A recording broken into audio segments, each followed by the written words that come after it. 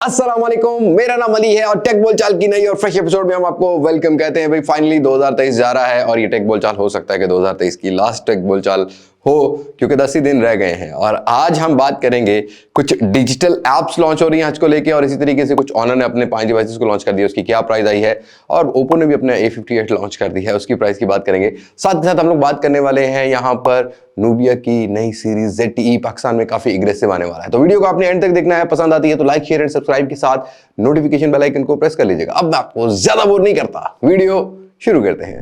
दोस्तों, सबसे पहले टेक बोलचाल की बात करते हैं तो भाई फाइनली हमारा जो मुल्क है ना वो डिजिटल होना स्टार्ट हो गया है। अभी हम लोगों ने 2-3 साल पहले सुना था कि डिजिटल पाकिस्तान बनेगा, लेकिन आहिस्ता आहिस्ता उस पर काम हो रहा है। ऑल्दो ये जो 2 साल है ना, इसमें तो हमें पाकिस्तान को 10-20 साल 30 साल पीछे फेंक दिया भाई सभी ने। ये सब ने पॉलिटिशियन ने अपने मजे की खातिर पाकिस्तान की कुर्बानी दे दी है, अल्लाह इनको हिदायत दे। बट भाई फाइनली यहाँ पर हज को लेके एक एप्लीकेशन जो है ना वो इंट्रोड्यूस करवा दी गई है। हज एप्लीकेशन है, इसके अंदर हज की सारी डिटेल मिलेगी। जो हज अप्लाई करेंगे, हज के बाद महरम कितने हैं, कहाँ रहना है, साथ कितने बंदे जा रहे हैं, किस तरीके से हज के फराइज अंजाम देने हैं, कौन सा कैंपस है, कहां पर रहना है। तो इस डिजिटल एप्लीकेशन से एक तो ये कि ट्रैक करना इजी हो जाएगा कि पाकिस्तानी कौन कहां है। खुदा न खास्ता हज में बहुत रश होता है, गुम जाते हैं कुछ लोग, वो इससे ट्रेस भी किए जा सकते हैं और इससे उनको सारी डिटेल मिल जाएगी कि उन्होंने कहां से कहां जाना है, कहां नहीं।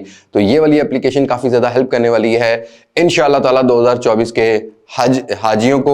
और मेरे लिए भी आप दुआ कीजिएगा कि ये एप्लीकेशन इंस्टॉल भी करूं और इस एप्लीकेशन का मैं इस्तेमाल भी करूं। और अपनी अगली टेक बोलचाल की बात करते हैं तो भाई टेलीनॉर तो पाकिस्तान बाय बाय कह चुका है। हमने इस पे टिकटॉक पे वीडियो डाली थी, बहुत सारे लोगों को कंफ्यूजन रही और बहुत ज्यादा फेक मैसेजेस भी चलते हुए मैंने देखे, जिसमें बताया गया कि भाई टेलीनॉर जा रहा है तो इजी पैसा से पैसे निकलवा लो वरना तुम्हारे पैसे लुट जाएंगे। और ऑनेस्टली स्पीकिंग कल मेरे पास एक दोस्त आया, कहता भाई मैंने इजी पैसा से सारे पैसे निकाल लिए, लुट ही ना जाऊं। इतना डर हो लुटने का तो भाई पैसा रखते क्यों हो अकाउंट्स में। तो भाई ऐसा कोई सीन नहीं है।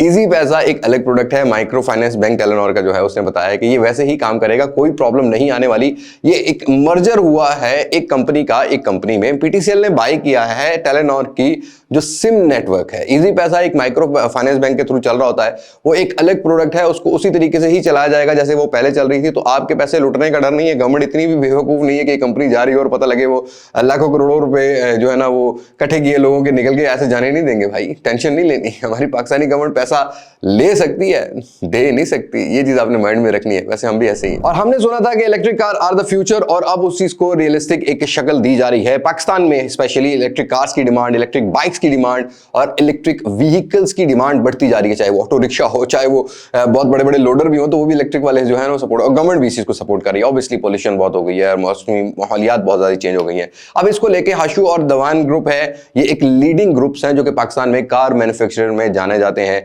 अब ये लोग कुछ कोलैबोरेशन के साथ कुछ जो चार्जिंग स्टेशंस हैं उनके ऊपर काम कर रहे हैं। इन्होंने एक MOU साइन किया है और उसके बाद ये लोग कुछ डिजाइन करेंगे। जैसा कि हम लोग ट्रैवल करते हैं, रास्ते में कोई पंप्स आएंगे, उनके अंदर कुछ इनके चार्जिंग स्टेशन मिलेंगे। जैसे कुछ हमें जो है ना वो होटल्स के अंदर रहना होता है, टूरिज्म में जाना होता है कहीं पर, यहाँ हमें जगह जगह इनकी कुछ ऐसे इक्विपमेंट्स देखने को मिलेंगे जिनसे हम अपनी इलेक्ट्रिक कार जो कि 2025-26 तक हम लोग आम तौर पर यूजेज में आ जाएंगी, बजट्स में आ जाएंगी 26-27 में, तब हम लोग उनको चार्ज कर पड़ेंगे। तो it will take some time, but अच्छी बात यह है कि अब पाकिस्तान के जो बड़े बड़े जेंट्स हैं, जो मैन्युफैक्चरर्स हैं, वो अब इन इलेक्ट्रिक कार्स के ऊपर पूरा फोकस कर रहे हैं और उनको रियलाइज हो गया है कि ये एक फ्यूचर है। तो देखते हैं मैकेनिकल जो व्हीकल्स हैं वो इलेक्ट्रिक व्हीकल्स को अब किस तरह कंपीट करती हैं, या इलेक्ट्रिक व्हीकल्स कितना जो है वो गलबा पाती हैं एक हमारी जो मैकेनिकल व्हीकल्स के ऊपर। और ये खबर है भाई Xiaomi की तरफ से। Xiaomi HyperOS को लेके काफी ज्यादा कंफ्यूजन थी कि भाई ग्लोबल कब आएगा। तो फाइनली भाई ये Q1 2024 में ग्लोबल आपको मिलने वाला है और यहां पर कुछ लिस्ट भी सामने आ गई है। अब ये प्रोबेबली जनवरी या फरवरी में हो सकता है कि Redmi Note 13 सीरीज के साथ ही इसको जो है वो लॉन्च कर दिया जाए। जहां तक मेरी एक जो अपनी अंडरस्टैंडिंग है वो यही है कि यहां पर जो Xiaomi 13 सीरीज है उसके साथ ही इसको ग्लोबल लॉन्च कर दिया जाएगा। कुछ मॉडल सामने आए जिसमें Xiaomi 13 अल्ट्रा है, Xiaomi 13 Pro है, Xiaomi 13 है, Xiaomi 30T Pro है, 30T है, Redmi Note 12 है, Redmi Note 12S है, Xiaomi Pad है। इनके अंदर पहले रोल आउट की जाएगी। तो भाई Redmi के फोन में भी आ रही है, Xiaomi के पैड्स में भी आ रही है और Xiaomi के कुछ फ्लैगशिप फोन में भी HyperOS की अपडेट बहुत जल्दी जनवरी के अंदर प्रोबेबली ये जो है वो देखने को मिले। लेकिन साथ साथ एक और टेक बोलचाल यहीं पर Redmi की तरफ से है। 4 जनवरी के अराउंड जो Redmi Note 13 सीरीज सेल जो है लॉन्च हो रही है, सॉरी सेल तो नहीं होगी अभी, लॉन्च हो रही है। और उसी के साथ ही अब ये खबर आ रही है कि हो सकता है कि पाकिस्तान में भी जनवरी के पहले वीक में Redmi Note 13 में से एक मॉडल, सीरीज पूरीज में से एक मॉडल तो प्रोबेबली आपको लॉन्च होता हुआ मिल सके। लेकिन ये खबर है, रूमर है, हो सकता है इसमें कुछ सच्चाई ना भी हो, लेकिन मुझे लगता है कि इस दफा ग्लोबल मार्केट के साथ साथ यहाँ पर लॉन्च की जाएगी, क्योंकि ऑलरेडी हम लोग ये देख रहे हैं कि Redmi Note 12 के ऊपर काफी ज्यादा डिस्काउंट्स लगे हुए हैं, जिसकी वजह लगती यही है कि इन्होंने इसका स्टॉक आउट करना है और नया मॉडल लेके आना है। क्योंकि 12C के साथ भी ऐसा हुआ था, जब 13C आना था 12C के ऊपर सेल्स लगी हुई थी और 13C फिर आ गया, और फिर वो इस टाइम तो मार्केट में अंडर 30 के 4 GB वाला वेरिएंट फिलहाल छाया हुआ है। लोगों की अपनी अपनी प्रायोरिटी, हमारा काम है सही और गलत के बारे में बताना। वैसे आप बताइएगा कि HyperOS का आप कितना वेट कर रहे हैं और Redmi Note 13 का कितना वेट कर रहे हैं, कमेंट सेक्शन में अपनी राय जरूर शेयर कीजिएगा। और भाई रिसेंटली हम लोगों ने बजट रेंज सेगमेंट में ZTE का एक मॉडल A72s कवर किया था, और 26,000 रुपए में भाई वो इस टाइम वाहिद फोन है जो कि UFS 2.2 की स्टोरेज के साथ आ रहा है। तो मुझे उससे ये लगता है कि ZTE इस टाइम पाकिस्तान की मार्केट को तो कुछ ना कुछ तो सीरियस ले रहा है। ऑल्दो अगर बजट सेगमेंट में ट्रेंशन होल्डिंग, आईटेल, इन्फिनिक्स और टेक्नो की बात करते हैं, यहाँ डीकोड भी आ गया और इसी तरीके से वीगोटेल भी आ गया, इनको तो कंपीट करना बहुत मुश्किल हो गया सभी ब्रांड्स के लिए। लेकिन वहीं पर ZTE अब फ्लैगशिप सीरीज में भी एंट्री करने जा रहा है, और undoubtedly this will be a killer phones. अगर ये मेरी जो मुझे प्रेडिक्शन की जा रही है प्राइस की, उस प्राइस में लॉन्च होते हैं। ये ZTE की Nubia G60 सीरीज है, जो कि पाकिस्तान की मार्केट में जनवरी के मिड तक, या आपको जनवरी के मिड से थोड़ा सा ऊपर चला जाएगा, हफ्ता भी ऊपर जा सकता है, इंशाल्लाह ताला लॉन्च होते हुए मिलेंगे। और बताया जा रहा है कि भाई फ्लैगशिप किलर वाले फोन होंगे, 1.5 लाख रुपए के अराउंड कुछ स्नैपड्रैगन 8 Gen 3 वाला फोन सुनो, बट मैं इस चीज को मान नहीं रहा। आप भी जल्दी यकीन मत कीजिएगा, एग्जैक्ट फिगर मेरे पास आ जाए तो हम देखेंगे कि यहां पर क्या करता है। वैसे प्रेडिक्शन ऑनर के बारे में भी थी, लेकिन आगे चलकर ऑनर की बात करते हैं।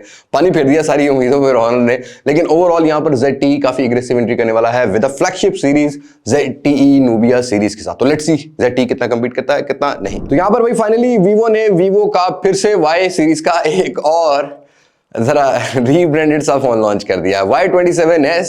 देखो भाई, प्राइस सेगमेंट अब अगर आप लोग सही नहीं करोगे, सभी ब्रांड्स के लिए ये राय है, तो भाई आपको बड़ी प्रॉब्लम होने वाली है। इन्फिनिक्स, टेक्नो, रेडमी, बोल्ड, ये डीकोड वाले ये नहीं छोड़ेंगे आपको। Budget range segment, mid range segment और मिड अपर रेंज सेगमेंट में तो भाई इनकी काफी एग्रेसिव डिवाइसेस आ रही हैं, और यहां पर आपको रेट को सेट करना पड़ेगा। Y27s की बात करते हैं तो भाई 90 hertz, Snapdragon 680, 44 watt fast charging को IPS पैनल दिया गया है।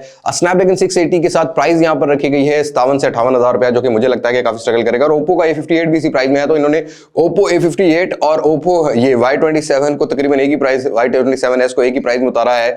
फिलहाल मुझे लगता है कि इनको अपनी प्राइस स्ट्रेटेजी के बारे में बहुत सोचने की जरूरत है, और ओप्पो को तो बहुत ही ज्यादा जरूरत है, क्योंकि ओप्पो 1.5-2 साल बाद वापस आया, और ओप्पो का जो फैन फॉलोइंग है वो बहुत ज्यादा है। और वीवो के Y सीरीज के जगह अगर V सीरीज को देखते हैं इस प्राइस सेगमेंट में, तो ज्यादा बिकती है।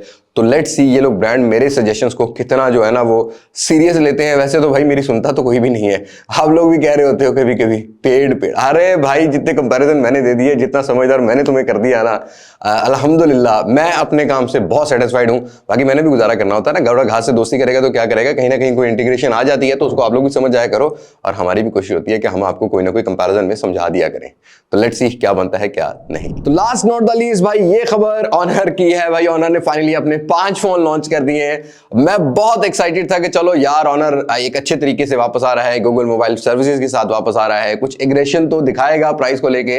लेकिन मुझे लगता है ये जो पाकिस्तानी टीम्स है ना, ये बड़े बड़े ब्रांड्स की बड़ी बड़ी हवाएं खराब कर देते हैं। नहीं जी, आपका फोन तो इतने का बिक जाएगा, तो वो प्राइस स्ट्रेटेजी अजीब हो जाती है।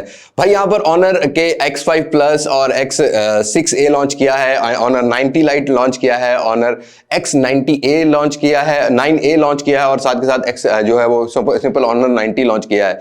अब इनकी प्राइस की बात करते हैं तो X5 प्लस को रखा गया है बिलो देन 30,000, ये 27,000 रुपए की इनवाइस रेट में रखा गया है। नॉच डिस्प्ले है, 720p है।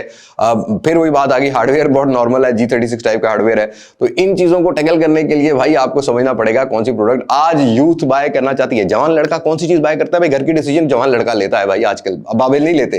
तो ये बाबों का टारगेट फोन है, ये यंग लोगों का नहीं है, जिनको गेमिंग चाहिए, जिनको कैमरा चाहिए। और उसके बाद यहाँ पर थोड़ा सा एक अपर वेरिएंट है ऑनर X6A, जिसकी रिटेल प्राइस अब 32,000 रखेगी। अगेन यहाँ भी 4GB वाला वेरिएंट है। इस जीबी में इस प्राइस सेगमेंट में 8GB, 256GB, 6GB, 128GB with MediaTek Helio G99 मिल जाते हैं भाई, G88 भी मिल जाता है, G85 भी मिल जाता है। तो इन चीजों को टैकल करने के लिए बहुत टाइम लगेगा ऑनर को। और ऑनर 90 लाइट की तो भाई सुभान अल्लाह, IPS पैनल ठीक है भाई, 100 मेगापिक्सल है, बट अगेन IPS पैनल है ना यार, IPS panel doesn't deserve above than 50,000। अगर आप बहुत टॉप रैंक की बाकी स्पेसिफिकेशन डाल देते हो, तो यहां पर इसकी प्राइस 90,000 रुपया रखी गई है।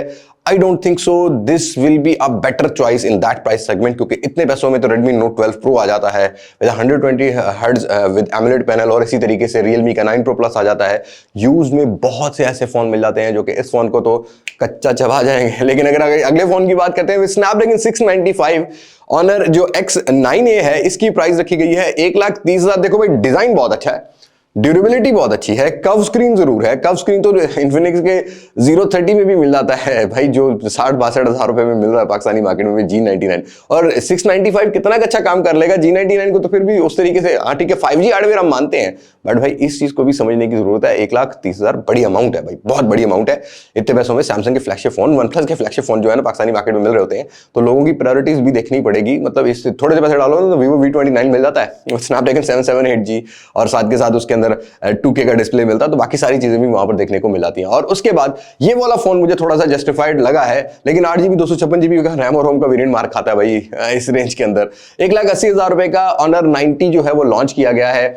Undoubtedly 200 megapixel, no doubt megapixel race तो डाल दी है, क्योंकि पाकिस्तान की मार्केट में ये सबसे कम कीमत वाला 200 मेगापिक्सल वाला फोन होगा।